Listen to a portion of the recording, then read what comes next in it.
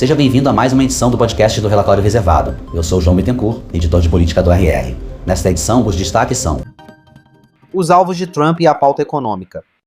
Lula tem, hoje, o melhor momento de seu terceiro mandato na cena internacional, com reflexos externos e internos. Paradoxalmente, consegue vocalizar um discurso em defesa do multilateralismo, contrapondo-se enfaticamente a Trump, mas sem ultrapassar o limite de um embate aberto, ao mesmo tempo em que colhe a primeira abertura com o presidente norte-americano, em um tom pessoal que, no fundo, é marca de ambos.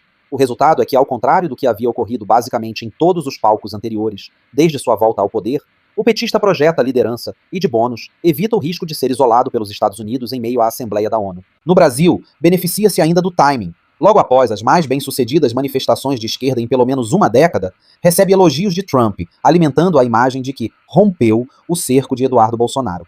Trata-se, contudo, de uma foto do dia, não necessariamente do filme como um todo. É notória a imprevisibilidade de Trump e permanecem indeterminados os seus objetivos em uma eventual negociação, bem como se estaria disposto a abandonar a cobrança pela anistia a Bolsonaro, que tem um peso significativo por espelhar, na visão do seu campo, o processo sofrido pelo republicano após sair da Casa Branca. Tanto que sua manifestação na ONU, nessa terça, voltou a tecer críticas ao Brasil. O certo é que Lula tem, de imediato, ganhos de comunicação e junto ao Congresso, gerando a percepção de que passa por uma maré positiva. Também voltarão à tona, nos próximos dias, as especulações sobre quais moedas de troca podem interessar a Trump, permitindo que algum tipo de acordo represente uma vitória para ele. Estarão no topo da lista, de cara, o acesso aos minerais críticos e garantias para as Big Techs. Junto ao parlamento, por outro lado, continua a faltar um sinal mais concreto de que o governo tem condições de retomar a pauta. Está em curso uma articulação junto a Hugo Mota e Arthur Lira para votar a isenção do IR semana que vem, mas o resultado ainda é para lá de incerto. Assim como na MP, para substituir o aumento do IOF, que deve prever o aumento da alíquota da tributação das letras de crédito do agronegócio, LCAs, e das letras de crédito imobiliário, LCIs, de 5% para 7,5%, e manter a isenção sobre investimentos, como as debêntures incentivadas, os certificados de recebíveis imobiliários, CRIs, e os certificados de recebíveis do agronegócio, CRAs.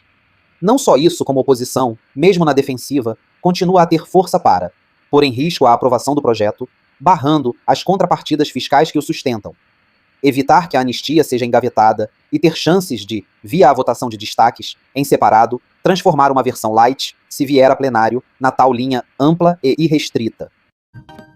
Indicadores. Destaque nessa quarta para a sondagem do consumidor e o IPCS Capitais terceira quadricemana de setembro, FGV, no Brasil, e para a venda de casas novas de agosto no DCEU. A voz que você ouviu nesse podcast foi gerada por inteligência artificial, mas todo o conteúdo escrito foi produzido por jornalistas do Relatório Reservado.